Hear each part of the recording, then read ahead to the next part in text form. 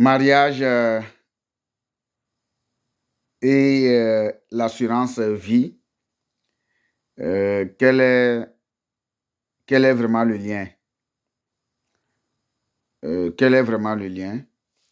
Vous savez, il y a une dame de 30 ans qui doit se marier actuellement, qui doit aller vraiment au foyer et elle est vraiment très contente. Donc, l'autre fois, il m'a appelé et elle m'a dit, Abraham, mon mari et moi, et euh, on a voulu attendre faire notre mariage et avant d'avoir de l'assurance vie. Moi, ma réponse à ça, c'est déjà une bonne chose. Je suis très content. Félicitations à vous pour votre mariage. Vous savez, le mariage, c'est une bonne chose et nous tous, on s'inspire vraiment à aller dans le foyer, c'est-à-dire aller servir un homme, aller compléter vraiment un homme et aller, par exemple, être vraiment une femme, porter le nom de quelqu'un. C'est une bonne chose, en fait. Je ne veux pas, mon message ne va pas relayer, par exemple, reléguer le mariage c'est-à-dire à la dernière place de la vie des gens. Si moi-même, par exemple, je l'ai mis en dernière position. Mais je pense qu'en réalité, ça n'a rien à voir avec de ne pas prendre l'assurance vie. Non, c'est faux. Pourquoi? Si je dois rentrer un peu dans la Bible, bon, en tout cas, je ne connais pas trop la Bible, mais je sais que quand, par exemple, les apôtres ont posé une question au Seigneur Jésus-Christ, euh, quand est-ce que, par exemple, quels sont les signes pour qu'on sait que vous allez revenir? Il a dit que nul ne connaîtra le jour-là, qu'il viendra comme un voleur. Et moi, le Seigneur Jésus-Christ, je l'aime beaucoup parce que c'est quelqu'un qui parlait beaucoup plus en parabole. Ce qui est là, c'est qu'il est en train de dire indirectement que le jour où tu partiras, tu ne le sauras pas. Donc, le jour où la mort, là, le voleur là viendra, toi et moi, on ne le saura pas. Qu'est-ce qui prouve que le mois où tu veux faire le mois où tu veux faire, par exemple, le mariage là, qu'est-ce qui prouve que tu vas arriver à ce niveau? C'est que les gens, les Africains ne comprennent pas, beaucoup de gens ne comprennent pas ce qui est la vie. Tout ça là, je veux vraiment développer un jour ce qui est l'attitude, c'est-à-dire le raisonnement mental de beaucoup de personnes. Notre pauvreté, c'est uniquement notre mentalité. La dame me dit que c'est elle qui supporte sa famille, c'est elle qui est la première d'ailleurs. Elle envoie de l'argent régulièrement à ses parents, les deux sont encore vivants, son papa et sa maman. Au même moment, ils sont au nombre au total de 9. Je pense 9, hein. Sa maman a fait beaucoup d'enfants, félicitations à sa maman. Et toi, tu es en train de dire que au lieu aujourd'hui, tu es encore très jeune, tu es en bon état, ta santé est bonne, tu n'as pas de maladie, tu n'as absolument rien, et toi, tu veux blaguer avec l'assurance vie. Ça, c'est de cauchemar, c'est de l'imbécilité pure et simple qu'il ne faut jamais penser. L'assurance vie, là, c'est la fondation, je dis bien pour les Africains qui veulent écouter là. Une assurance vie, c'est une fondation pour une maison. C'est une fondation pour ta famille. J'en ai vu l'autre fois au Congo. Il y a un jeune couple, après leur mariage, ils sont partis aux lunes de miel. Et puis après, c'est la dame qui est décédée. Quand moi j'ai vu ça, je m'étais tellement choqué. Je pense que toi aussi tu l'as vu. Tu ne vas pas me dire que tu n'as pas vu la vidéo là. Ce n'est pas une vidéo qu'on a postée comme ça, non. Oublions ça, ce n'est pas une vidéo. C'est un truc qui est réel. Ça s'est passé au Congo, Kinshasa. Moi, je n'ai jamais vu quelqu'un qui s'est marié et aller, par exemple, le jour même après avoir fini le mariage, le jour là, on doit, par exemple, ils doivent aller, par exemple, à la lune de miel ou bien c'est aux lunes de miel que directement, la dame a piqué crise. Qu'est-ce qui s'est passé? On ne sait pas. Et on a demandé même le monsieur, lors de l'enterrement, de mettre le sable sur la dame. Ça avait de difficultés. Mais vous savez, ils se sont préparés. Ils ont fait des prêts, par exemple, à la banque. ils ont des charges. Mais si c'est que les deux avaient une assurance, si les deux s'aimaient vraiment, voilà pourquoi les Africains ne connaissent jamais d'amour. Ça me fait tellement mal que quand, par exemple, je vois nos sœurs réagissent, je vois nos communautés réagir, ça me fait mal. Ça me fait mal que quand est-ce que, par exemple, on va sortir de cette pauvreté d'esprit. La question, ce n'est pas nos pays. La question, c'est la mentalité. Voilà, si tu es en Amérique du Nord, tu es au Canada et que tu ne comprends pas ça, comment est-ce que ta maman, qui peut-être n'a pas été à l'école, qui n'a jamais pris avion, comment il va comprendre ce message? Alors, ma soeur, je voudrais te dire que la vie, là, la maladie ne va pas la maladie ne va pas te dire bonjour, je viens demain. Ne va pas t'avertir avant de venir. C'est de la même manière, le voleur qui est là-bas aussi ne viendra jamais te dire que demain matin, je viens pour te prendre.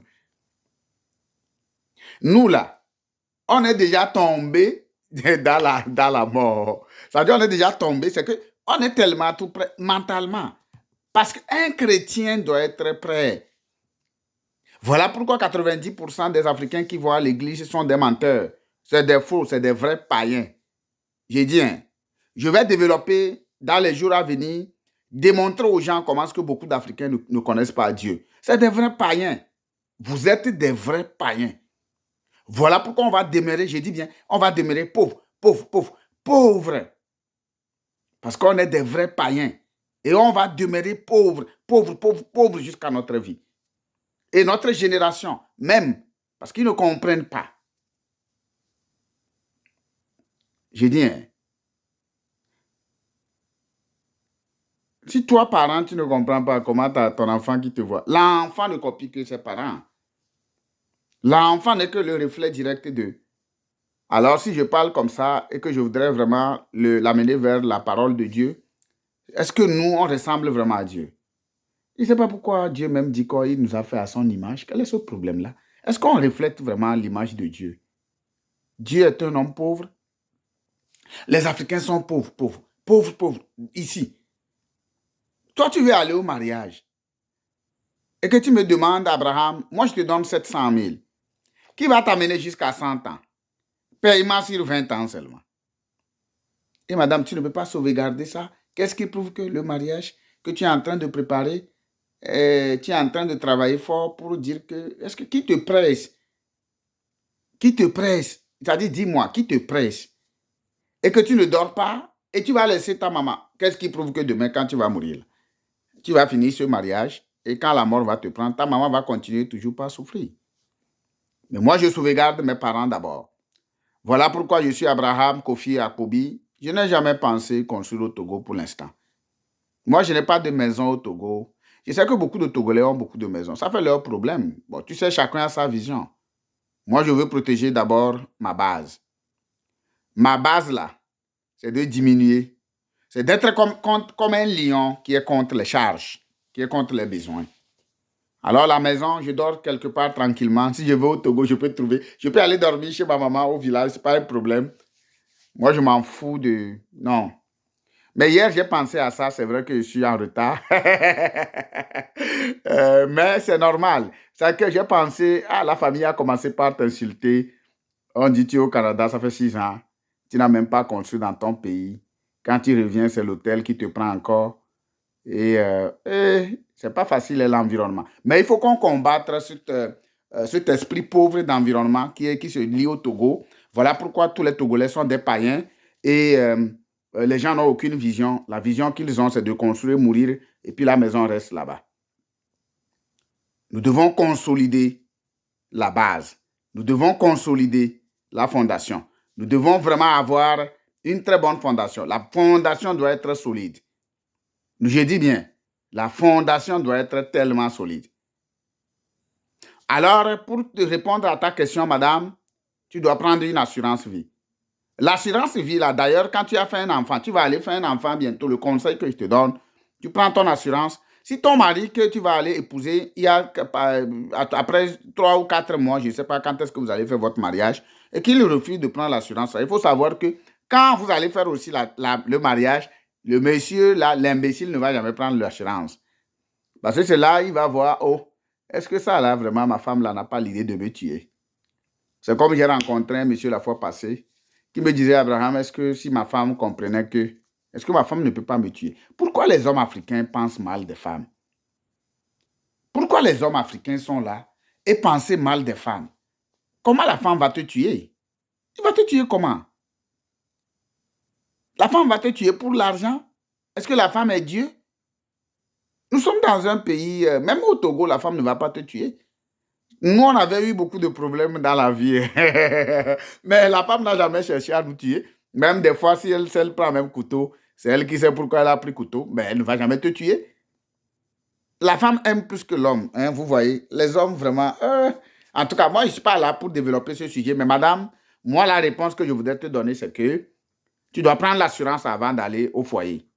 Puis c'est ton mari, là. Il est en train de te tromper, je te le dis. S'il ne prend pas l'assurance avant le mariage, après le mariage aussi, il ne va pas le prendre. C'est de là, il va commencer par développer des idées. Ses amis vont lui dire que tu ne l'as jamais aimé, que tu l'as trop pressé, etc., etc., etc. Alors ne prends pas l'assurance. Et ça, c'est un message que je donne aux jeunes filles de 20 ans, à 30 ans, 35 ans, qui ne sont pas encore allées au foyer et qui sont en train de chercher, par exemple, à aller au foyer. Prenez vos assurances parce qu'un arbre, là, on doit le planter quand ça dit que quand on est encore jeune et on a encore le temps, nous devons planter l'arbre plus tôt et ça va nous générer, ça va nous protéger. Nos familles d'abord. Nous devons protéger nos arriérés. Nous devons protéger l'autre aspect. Qu'est-ce qui prouve que tu vas aller dans ce mariage? Tu vas tomber enceinte. L'enceinte, la grossesse vient avec beaucoup de maladies, etc., etc. Le corps ne sont pas les mêmes. Les corps ne sont pas les mêmes. Alors, protège-toi aujourd'hui quand tu es encore jeune. Alors, je demande, c'est un appel que je lance à toute la jeunesse africaine qui sont, que ce soit au niveau de la diaspora. Bientôt, on va commencer l'assurance, le vrai. Je dis bien la vraie assurance sur le continent africain.